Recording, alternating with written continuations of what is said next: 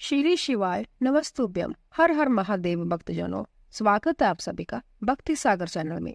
दोस्तों, आज हम सावन मास के महात्म की कथा में 5वां अध्याय शुरू करें हैं। बोलिए शिव शंकर भगवान की जय।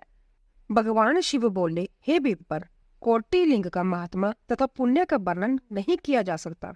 जब एक लिंग महात्म की कथा कहना ही असंभव जान पड़ता है, तो फिर कोटि लिंगों का महात्मा कौन कह सकता है। यदि मनुष्य में कोटि लिंग निर्माण करने की शक्ति ना हो, तो उसे केवल 1000 लिंगों का निर्माण करना चाहिए। इसमें भी समर्थ ना हो तो 100 लिंग या फिर इस मास में केवल 1 लिंग बनवाना चाहिए। इस मास में केवल 1 लिंग बनाने पर भी जीव मेरे पास निवास करता है। कामदेव के शत्रु भगवान शंकर का 16 उपचार से ओम नमः शिवाय मंत्रा सहित अर्चन करना चाहिए। ग्रह जग करके उद्यापन करना चाहिए। हवन तथा ब्राह्मण को भोजन करवाना चाहिए। इस प्रकार व्रत करने से असमय में मृत्यु नहीं होती। इस मास का व्रत वंद्य तत्व का हरण करके संपूर्ण आपत्तियों को दूर करता है, रोग शोक संताप मिटाता है, ऐश्वर्य में वृद्धि करता है। जो कोई श्रावण मास में पंचनामत से अभिषेक करता है, वह इस शरीर को त्यागने के पश्चात कैलाश में मेरे नजदीक आकर 1 कल्प तक निवास कर सकता है। वह प्राणी पंचनामत पीने वाला, गुण तथा धन आदि से युक्त अत्यंत मधुरपाशी त्रिपुरा सुरहंता भगवान श्री शंकर जी का प्यारा होता है। जो श्रावण मास में हविष्य अन्न भोजन करता है, वह चावल आदि संपूर्ण धान्यों की अक्षय निधि से युक्त होता है। जो व्यक्ति इस मास में पत्तल पर भोजन करता है, उसको भोजन के लिए सोने के पात्रों की प्राप्ति होती है तथा शाक त्यागने ने मात्र से शोक का हरण होता है।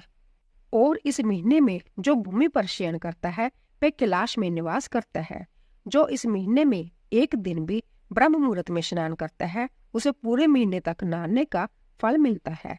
इस मास में जो प्राणी जितेंद्रिय होता है, उसे इंद्रिय जन्य बल की प्राप्ति होती है। इस मास में स्फटिक मणि, पाषाण मिट्टी तथा मरकत मणि निर्मित शिवलिंग जा, संभ्य उत्पन्न जा, बनाए हुए जा, पिसाण निर्मित अथवा पित्तल जा चंदन मक्खन निर्मित शिवलिंग में 1 बार अर्चन करने मात्र से 100 ब्रह्महत्या का पाप मिट जाता है।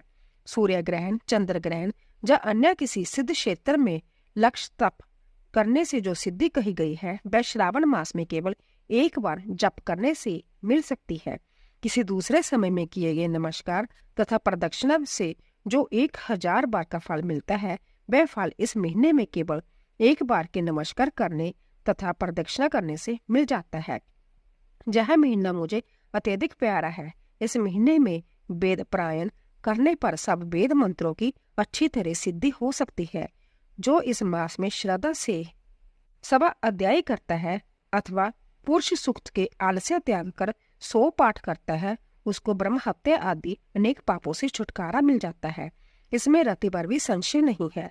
हे सनातन कुमार, यह गुरु शय पर पाप करने का उत्तम प्रायश्चित है और इसके तुल्य पापनाशक, पवित्र, पुण्य, फलदायक अन्य साधन नहीं है। मनुष्य को चाहिए कि इस महीने में बिना पुरुष सूक्त पाठ के 1 दिन भी न बितावे।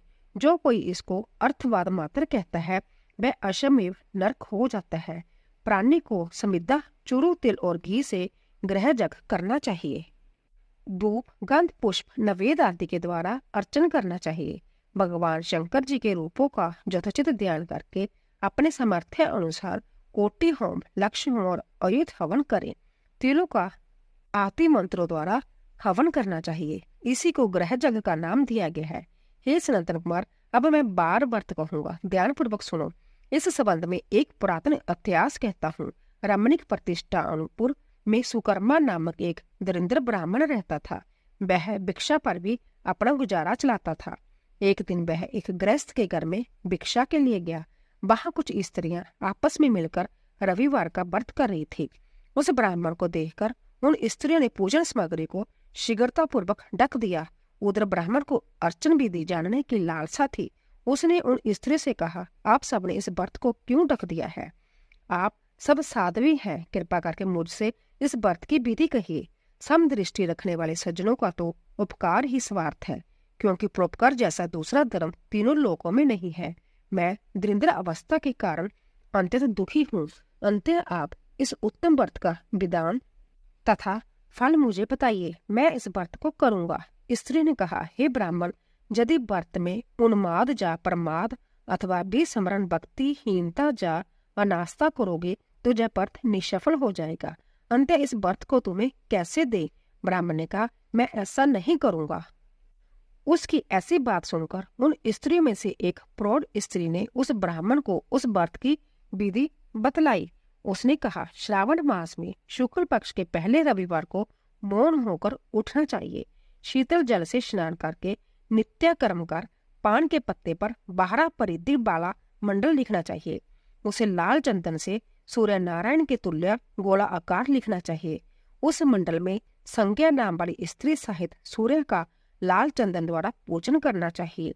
घुटने जोड़कर जमीन पर बैठकर सूर्य के 12 मंडलों पर अलग अलग लाल चंदन से युक्त लावा तथा जपा पुष्प द्वारा अर्घ्य श्रद्धा शक्ति भक्ति से सूर्य नारायण को देना चाहिए।